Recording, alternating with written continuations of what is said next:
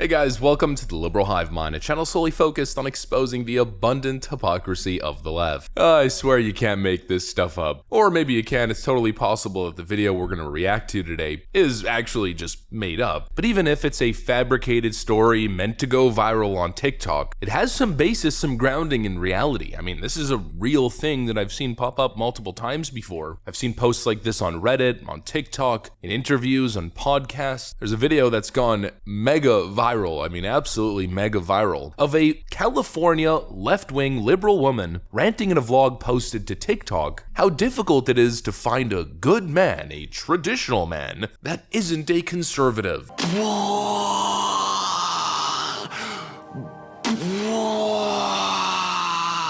What a stunning revelation. This is a topic that we just have to get into. It's an absolute must. We don't usually talk about relationship stuff or these kinds of videos at all, but in this case it's quite relevant to topics that we generally discuss. So let's take a look and have a conversation about the greater point at large. We've got some stuff to get into, friends, so let's roll the tape. Alright folks, so here's the video in question. Here's what everyone's talking about. Do you want to know one of the saddest realizations I recently had? Was that as a liberal woman, it is really hard to find a man who is willing to play the more traditional masculine role in the relationship in today's day and age, who is not a conservative. A man who wants to pay on the first date, who wants to open your door, who has that want and desire to take care of you and to provide, who is not a conservative. And obviously as a liberal woman, I do want to be respected for my independence. And I do want to have my own autonomy in the relationship and not be confined or conform to the traditional female homemaker, childbearing role. And most of the men that I've dated who do have that more natural provider masculinity about them are normally conservative. So I don't really know what to do because I don't want to compromise my morals and values just to find a man.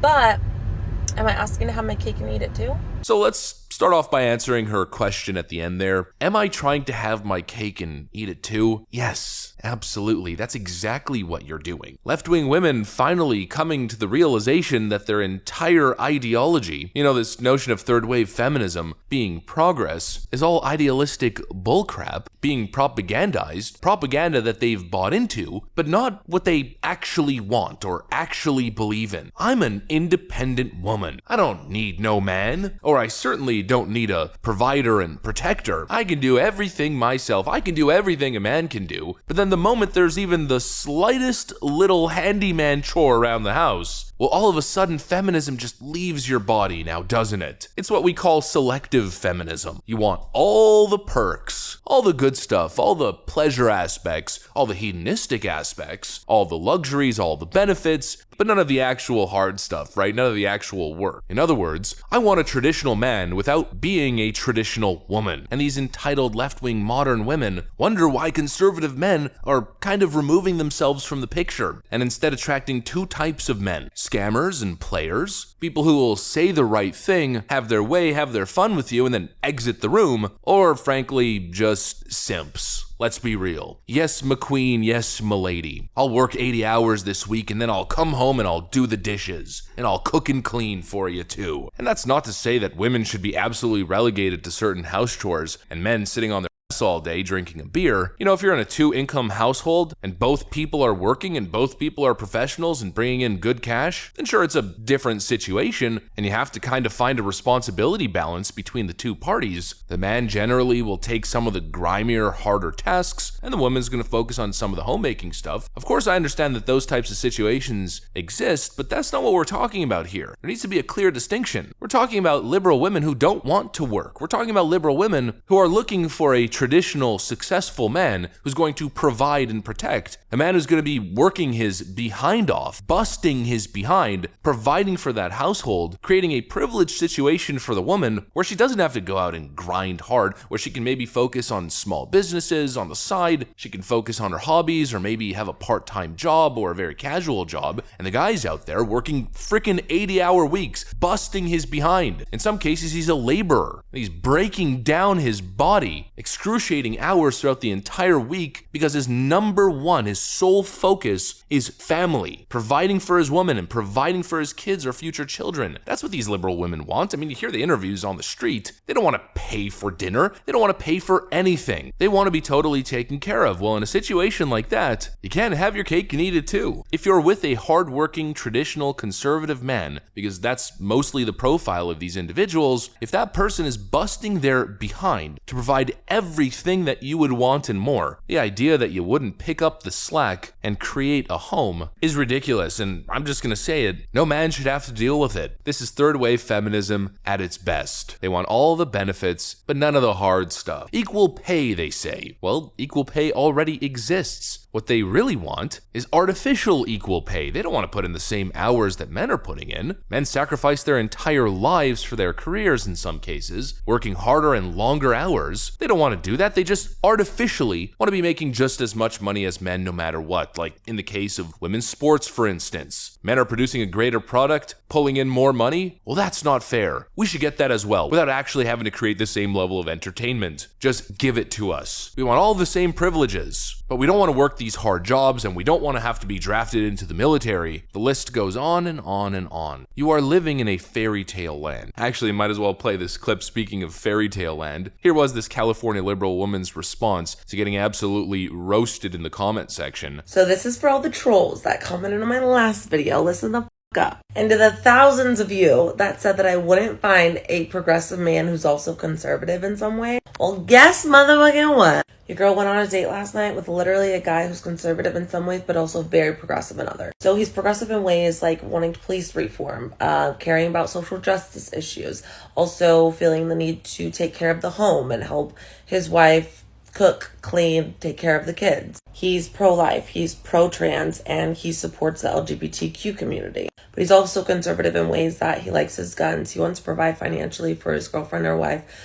He takes that gentleman role seriously, so he's very chivalrous. So basically, he's progressive in all the social issues, yet he's very traditional in wanting to provide and take care of his family and his wife and take care of her needs, make sure that she's treated, make sure that she's well taken care of, basically. And that's exactly what I've been looking for. So hope it works out. Yes, I'm sure that's the case. Magically, literally, the next day, you went on a date with a guy, and he happens to just be perfect. The idea that this man exists, who's gonna pay for everything, provide for everything, and then also do the dishes and clean, I'm sure that this man exists and he's not just a figment of your imagination, summoned from your mind to use as an argument against all the internet trolls. Obviously, this person doesn't exist, or this person does exist and has ulterior motives, and is one of those scammers and players that I was referencing earlier. But moving on from relationship talk, I want to have a conversation about the idea of being a traditional man, or being traditional in general. You know, I have a grievance with leftist narratives on this issue, this idea